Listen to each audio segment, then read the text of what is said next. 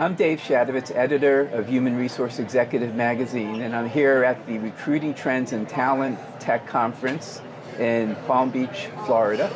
And I'm here with Gerry Crispin, who is the co-founder of CareerXroads, and he'll be doing a session here at the conference on ROI and the candidate experience. Gerry, Absolutely. Thank you very much. It's going to be later today, right? Yes, it is. Okay. End of the day. Oh, great. Pleased to be here. Great. So give me a sense of what the state of the candidate experience is. Can you share something on that? Well, I think the one word is it's exploding. A few years ago, actually at HR Tech, Elaine Orler and I did a debate. I took the position that candidate experience really was useless and just something that might be nice to do, and she took the position that it would be an extraordinary mistake not to invest more and more in it. And we had a great debate. I almost won, and the fact is that since that period in time, and that was about 2008, 2009, Talent Board came into being with the sole purpose as a nonprofit to measure candidate experience. And in the last 5-6 years, we've gone from 50 to 100 companies being involved to now more than 300 companies worldwide involved in that candidate experience treasure chest, if you will, of data. And this year, in 2018 or next year, I expect more than 500 companies on a global basis. You cannot walk into almost any company and not hear from the talent acquisition leader that candidate experience is a critical issue as either the number one, number two, or number three priority. So it sounds like you've impressive growth. Congratulations, by the way, on that. We love that. Yeah.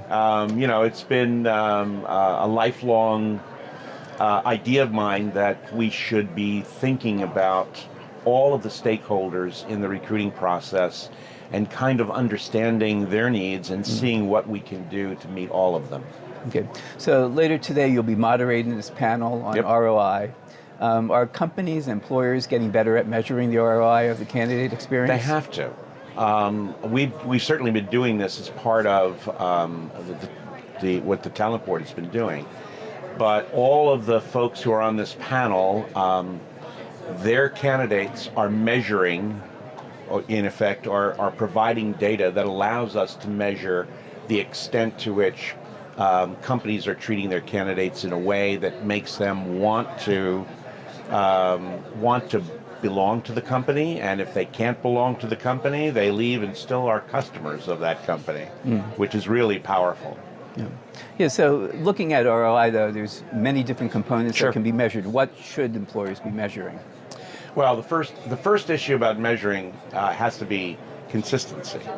So you must measure something, and you got to decide at what point to deal with it. So most companies will start by measuring, to some degree, the satisfaction of a candidate who has been hired.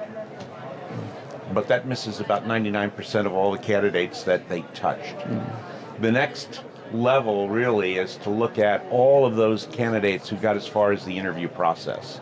And I would say that our space, talent acquisition today, is pretty much at that dimension where we've really understood a lot more and are measuring specifically the items at each stage of the recruiting process and the satisfaction around that. Most of them are using either a Likert scale for satisfaction or they're using NPS, Net Promoter Score, which I'm a fan of. I'm just not a fan of using a 0 to 10 scale.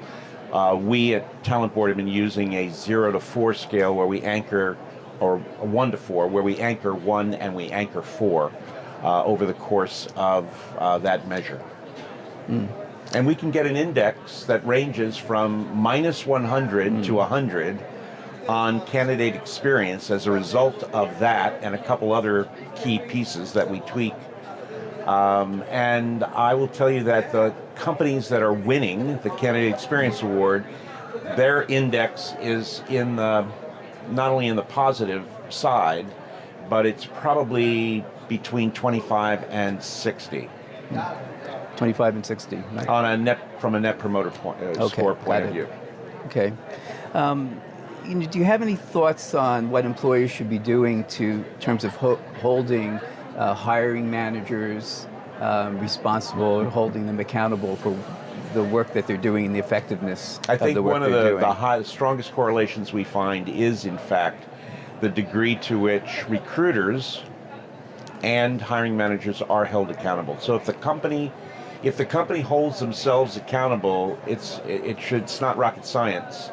The candidate experience scores skyrocket. A few companies do it and do it well.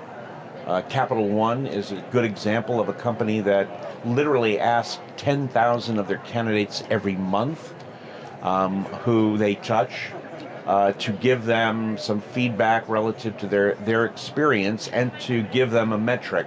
And that metric is shared with recruiters who participate as well as the hiring managers. And as a result, Capital One is always placed among the top 10% in terms of candidate experience. Yeah, so for an employer that's maybe doesn't have huge resources, is just getting started on this, what would you suggest they do? Where did they get started? Well, the first thing is the measurement. So in some way, shape, or form, and you can do it for free, you need to determine that at the end of a job being filled, every person who applied to that job, at the very least, ought to be informed. And within a few days of being informed, they should be separately sent an email asking them to perhaps go to SurveyMonkey, which is free, and answer one or two questions. And there should be a compelling argument that it's important for the company to improve their candidate experience as a result of what they should say. And you can ask them a single question about whether or not they would refer others, which is the net promoter score type question.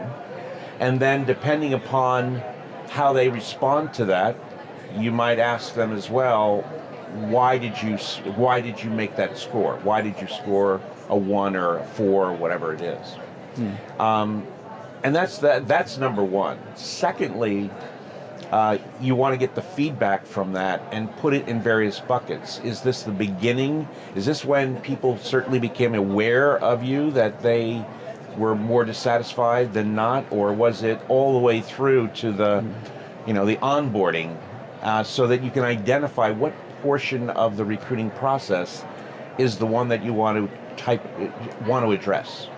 The third thing that you do is try something new, try something different. Try to think through what you could do that might improve the candidate experience and measure the before and after. And now through that A/B testing, you're going to see ways to get ahead.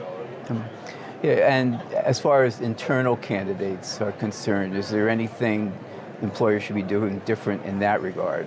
Well, you need to map the journey of the candidates regardless. And I think it's important to do it not only for external candidates, but for internal candidates as well. You got to ask yourself, what am I doing differently for internal candidates that I may not be doing for external candidates, or vice versa? Because their perception of whether or not the process is fair is probably the strongest correlation to how you're going to be rated.